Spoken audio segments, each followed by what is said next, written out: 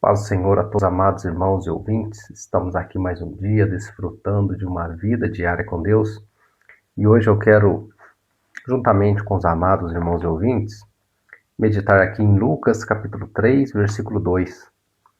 Sendo Anás e Caifás sumos sacerdotes, veio no deserto a palavra de Deus a João, filho de Zacarias. Irmãos,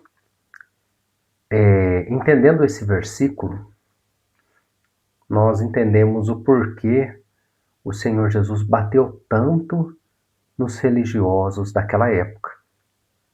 Porque o Senhor Jesus ele bateu tão de frente com os líderes religiosos do templo. Porque hoje muitas pessoas ridicularizam, zombam e querem massacrar pessoas porque vão à igreja, porque fazem parte de uma comunidade cristã e querem rotular todos os cristãos como se todos fossem religiosos, mas isso é um grande erro. E usam a Bíblia, sem entender o que estava acontecendo com a religião da época, para tentar desacreditar a religião dos dias atuais. Há hoje religiosos, com certeza, mas não podemos generalizar. Então vamos entender como que estava a religião nos dias do Senhor Jesus. E esse versículo é chave para entendermos esse contexto religioso da época. Sendo Anás e Caifás sumos sacerdotes. Aqui já tem um grande erro, uma grande prevaricação contra a lei de Moisés. Porque pela lei era instituído somente um sumo sacerdote. Pela lei só era lícito ter um sumo sacerdote. E aqui a gente tem um outro problema. Além de que tinha 2 sumos sacerdotes, tem um outro problema. Anás era sogro de Caifás, ou seja, o nepotismo religioso. Aquela questão da conveniência de indicar porque é da família, de consagrar ao ministério porque é da família, porque é um parente próximo. E não é um problema. A gente sabe que há muitos pastores que têm filhos também com chamado de pastores. Mas isso pode não ser regra em algumas famílias. E aqui a gente tinha então a Caifás e Anás. Anás era o sogro de Caifás. Um nepotismo religioso, não direcionado por Deus. E é interessante que Anás e Caifás, eles tinham o controle da religião, eles tinham o controle do templo, eles tinham o controle dos sacrifícios, eles tinham o controle das ofertas, eles tinham o controle ali dos cambistas, dos comerciantes nos dias de festa.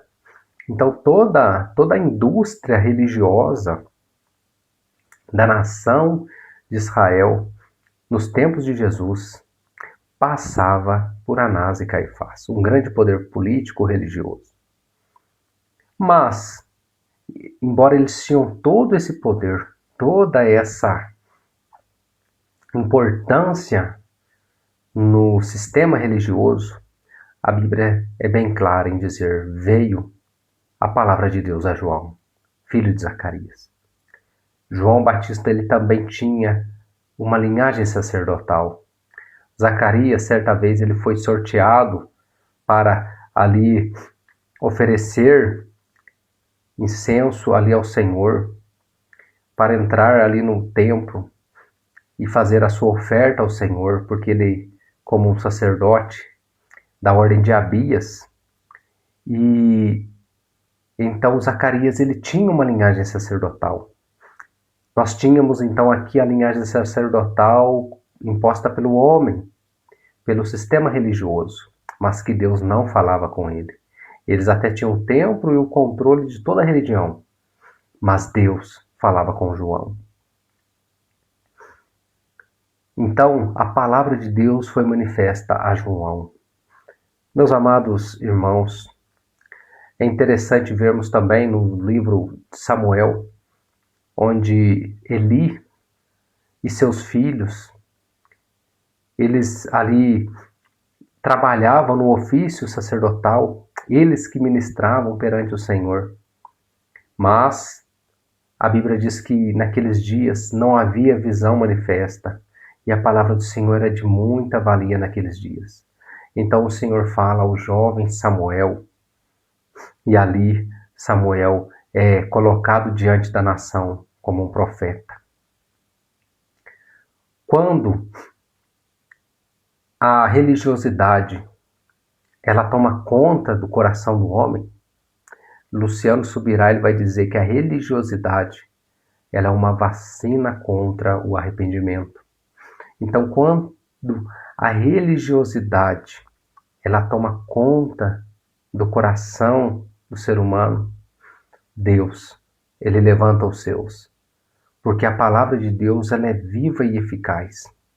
Porque Deus, ele jamais ficará sem voz na história. Deus, ele usa os seus servos para falar aquilo que ele deseja fazer. Então, quando olhamos para aqui, nós vemos grandes problemas com relação à religião daquela época.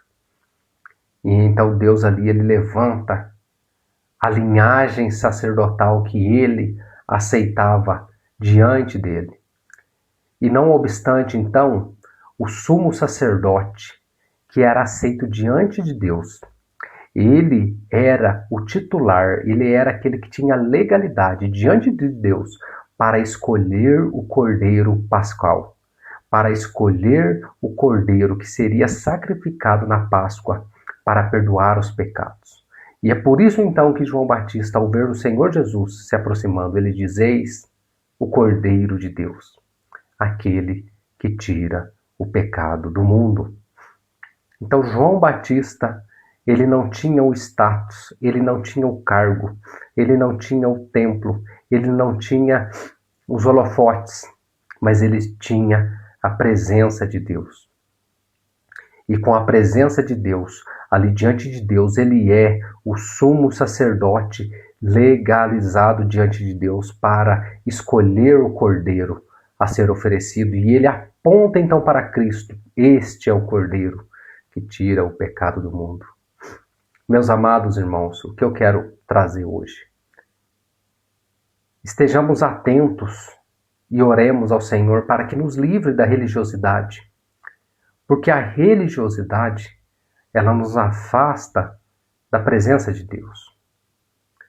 Mas que possamos estar sempre com o coração aberto, com o espírito quebrantado, um coração contrito, dispostos a ouvir a voz de Deus, porque Deus ainda fala aos nossos corações. Então que o Senhor, ele nos livre da religiosidade, que o Senhor nos livre da religião de aparência, mas que possamos ter um coração em chamas por amor a esse Deus que tomou a forma humana, ele encarnou, o Verbo se fez carne e habitou entre nós. E habitando entre nós, ele sofreu, ele morreu para perdoar os nossos pecados e ressuscitou, nos dando a esperança de também um dia ressuscitarmos com ele. Então, nesse dia eu deixo essa palavra para que o Senhor nos guarde, nos livre de todo resquício de religiosidade e nos dê um coração sincero e íntegro para servirmos a Deus com sinceridade de fé e com verdadeiro coração. Deus abençoe a todos nesse dia, em nome de Jesus, amém.